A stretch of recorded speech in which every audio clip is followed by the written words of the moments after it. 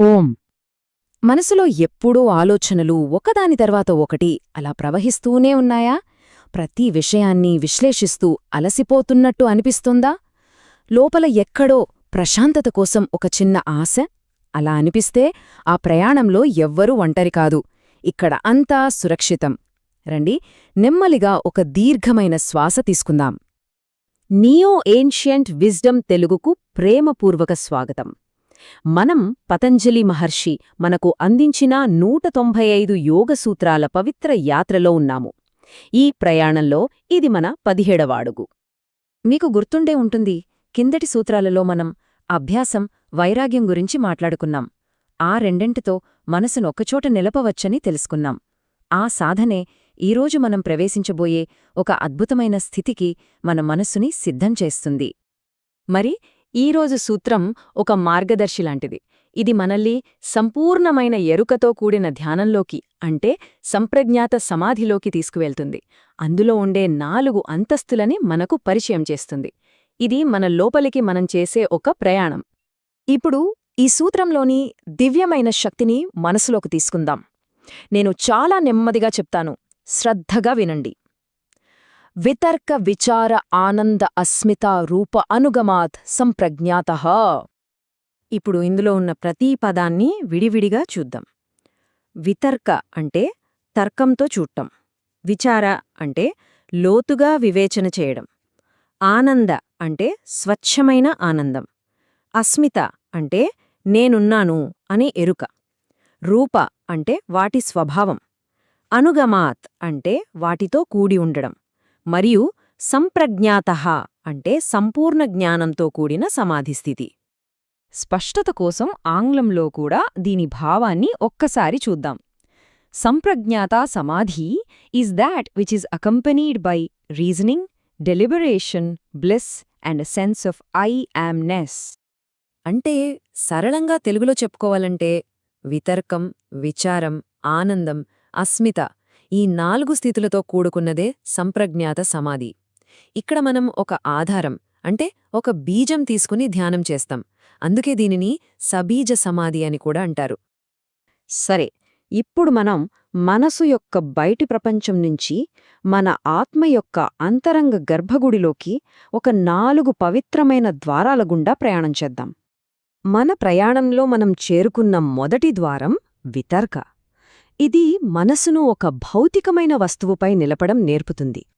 ఈ దశలో మనస్సుని ఒక చోట కేంద్రీకరించడానికి బయట ప్రపంచంలో ఒక వస్తువుని ఎంచుకుంటాం. మన తర్కాన్ని, మన విశ్లేషణ శక్తిని ఉపయోగించి దాన్ని పరిశీలిస్తాం. అంటే వితర్క దశలో ఏముంటుంది? విశ్లేషణాత్మకమైన ఆలోచన, తార్కికమైన వివేచన, ఇంకా బయట ప్రపంచంలోని ఒక వస్తువుతో సంబంధం. ఇది మనసుని ఒక దగ్గర నిలపడానికి వేసే మొదటి అడుగు. ఈ ప్రయాణాన్ని తేలిగ్గా అర్థం చేసుకోవడానికి ఒక అందమైన గులాబీ పువ్వును ఊహించుకుందాం. మొదటి ద్వారంలో మనం కేవలం ఆ గులాబీని చూస్తున్నాం. దాని రంగుని, దాని ఆకారాన్ని, దాని సున్నితమైన రేకులను గమనిస్తున్నాం. అంతే. ఇప్పుడు మనం రెండవ ద్వారంలోకి అడుగుపెడదాం. దాని పేరు విచార. ఇక్కడ మన దృష్టి బయటనుంచి లోపలికి, స్థూలం నుంచి సూక్ష్మం వైపు మళ్ళుతుంది. విచార అంటే ఇక వస్తువు యొక్క భౌతిక రూపాన్ని వదిలేసి దాని వెనుకున్న సూక్ష్మమైన సారం మీద మనసుని లగ్నం చేయడం. ఇది ఒక లోతైన వివేచన. విచారలో మనకు కనిపించేవి గాఢమైన ఆలోచన, మన అంతర్దృష్టి, ఇంకా రూపం వెనుక ఉన్న అసలైన శక్తిని అర్థం చేసుకోవడం. ఇక్కడ తర్కం నెమ్మదిగా వెనక్కి తగ్గి అంతర్జ్ఞానం ముందుకొస్తుంది. మన గులాబీ ఉదాహరణకు వస్తే, ఇప్పుడు మనం ఆ పువ్వుని చూడట్లేదు. కళ్ళు మూసుకొని దాని వెనుకున్న భావనపై ధ్యానం చేస్తున్నాం. దాని సువాసన, దానిలో దాగి ఉన్న జీవశక్తి, ఆ సృష్టి వెనుకున్న అద్భుతం, వాటిని అనుభూతి చెందుతున్నాం. ఈ జ్ఞానం మీ హృదయాన్ని తాకుతున్నట్లయితే నాతో పాటే ఈ ప్రయాణంలో చివరి వరకు ఉండండి. అత్యంత లోతైన శాంతి ఇంకా మనకోసం వేచి ఉంది. ఇక మనం 3వ ద్వారంలోకి అడుగుపెడుతున్నాం. ఆనందద్వారం. ఇక్కడ ఏ ప్రయత్నం ఉండదు. కేవలం స్వచ్ఛమైన అనుభూతి మాత్రమే ఉంటుంది. చెయ్యడం నుంచి ఉండడం వైపు ఒక అద్భుతమైన మలుపు ఇది. ఈ దశలో ఆలోచించడం, విశ్లేషించడం అన్నీ ఆగిపోతాయి. మిగిలేది ఒక్కటే, కారణంలేని, వస్తువులేని స్వచ్ఛమైన ఆనందం.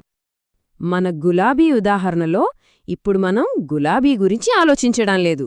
గమనించే మనం, గమనించబడే గులాబీ. ఆ తేడా మెల్లిగా చెరిగిపోతోంది. కేవలం దాని ఉనికిలోంచొచ్చే స్వచ్ఛమైన ఆనందంలో మనం పూర్తిగా లీనమైపోతాం. ఇప్పుడు మనం చివరి ద్వారం వైపు ప్రయాణిస్తున్నాం. అస్మిత. ఇది ఈ యాత్రలోనే అత్యంత నిశ్శబ్దమైన, ఇంకా అత్యంత లోతైన దశ. అస్మిత అంటే హా ఆనందం అనే అనుభూతి కూడా దాటి వెళ్ళిపోయి కేవలం నేనున్నాను అనే స్వచ్ఛమైన, ప్రకాశవంతమైన ఎరుక మాత్రమే మిగిలి ఉండే ఒక అద్భుతమైన స్థితి. మన గులాబీ ప్రయాణం ఎక్కడ పరిపూర్ణమవుతుంది? గులాబీ లేదు, దాని గురించిన ఆలోచన లేదు, దానివల్ల కలిగిన ఆనందం కూడా లేదు. అన్నీ కరిగిపోయాయి. మిగిలి ఉన్నది కేవలం ఒకటే, స్వచ్ఛమైన ఉనికి యొక్క ఎరుక, నేను ఉన్నాను అనే భావన. ఇంత లోతైన ఈ యాత్రను మన రోజువారీ జీవితంలోకి ఎలా తీసుకురావాలి? మనసును ప్రశాంతంగా ఉంచే ఈ మార్గాన్ని మనం కూడా ఎలా అనుసరించవచ్చో ఇప్పుడు చూద్దాం.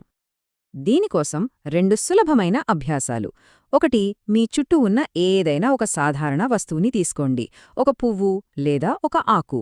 కొద్దిసేపు కేవలం దాని భౌతిక రూపాన్ని మాత్రమే గమనించండి. ఇది వితర్క. 2, ఆ తర్వాత నెమ్మదిగా కళ్ళు మూసుకొని దాని సూక్ష్మగుణాల్ని, దాని సారాన్ని మన్నం చేసుకోండి. ఇది విచార. ఈ చిన్న అభ్యాసమే మన అంతర్గత యాత్రకు పునాది వేస్తుంది. ఒక ప్రశ్న: సంప్రజ్ఞాత సమాధి అనేది మనస్సుతో చేసే ఒక ప్రయాణం కదా? మరి ఆ ప్రయాణం కూడా పూర్తయ్యాక, మనసు కూడా పూర్తిగా నిశ్చలమయ్యాక ఇక ఏం మిగులుతుంది?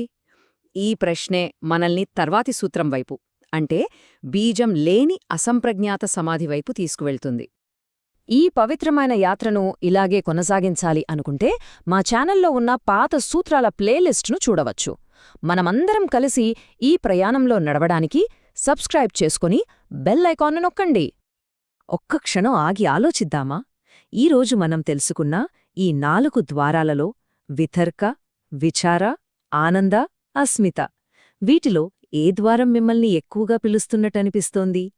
మీ అనుభవాన్ని కామెంట్స్లో పంచుకోవచ్చు. ఈ పవిత్ర స్థలం మీ అంతర్గత శాంతి కోసం నియో ఏన్షియంట్ విజ్డమ్ తెలుగు ద్వారా ప్రేమతో సృష్టింపబడింది. ఈ జ్ఞానం యొక్క కాంతి ప్రతి ఒక్కరి హృదయంలోని ప్రతి మూలను ప్రకాశింపజేయుగాక. మీ మనసులోని అలజడులన్నీ శాంతించి అది ఒక ప్రశాంతమైన సరోవరంలా మారుగాక. మీరు తీసుకునే ప్రతి శ్వాసతో దివ్యమైన ఆనందాన్ని, స్వచ్ఛమైన ఉనికిని అనుభూతి చెందుదురుగాక. అందరూ ఎల్లప్పుడూ ప్రేమతో, శాంతితో నిండి ఉండాలని మనస్ఫూర్తిగా ఆశీర్వదిస్తున్నాను. ఓం శాంతిః శాంతిః శాంతిః.